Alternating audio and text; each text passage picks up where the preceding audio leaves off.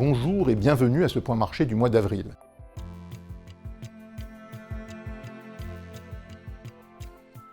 Le mois de mars a été largement dominé par l'actualité du secteur bancaire avec la faillite de la banque régionale américaine Silicon Valley Bank et dans la foulée, la chute de Crédit Suisse qui a été immédiatement rachetée par la banque UBS.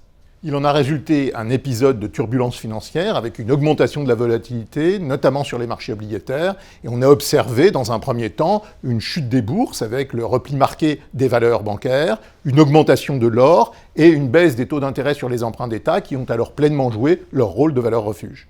Et il aura fallu l'intervention des régulateurs et des banques centrales qui ont mis en place des mesures pour assurer la liquidité pour ramener le calme.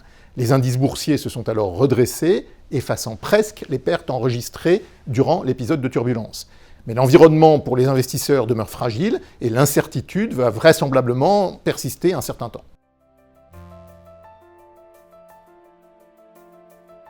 Cet épisode a remis au premier plan la question de la stabilité financière. Ceci dit, les grandes banques, aux États-Unis comme en Europe, ont des bilans solides et sont bien capitalisées.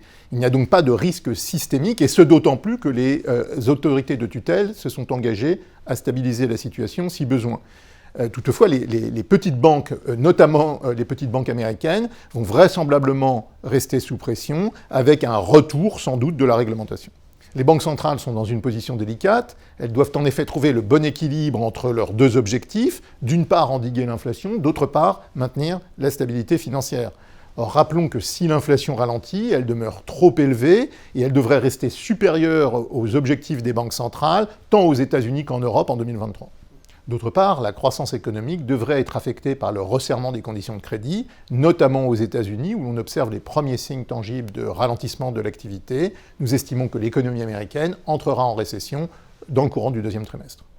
De leur côté, les marchés émergents ont mieux résisté à l'épisode de turbulence et devraient continuer de bénéficier de la reprise chinoise et dans une certaine mesure aussi de l'amélioration des perspectives en Inde.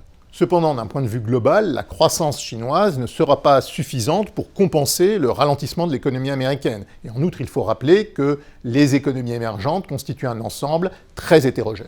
Merci de votre attention et rendez-vous au prochain point marché.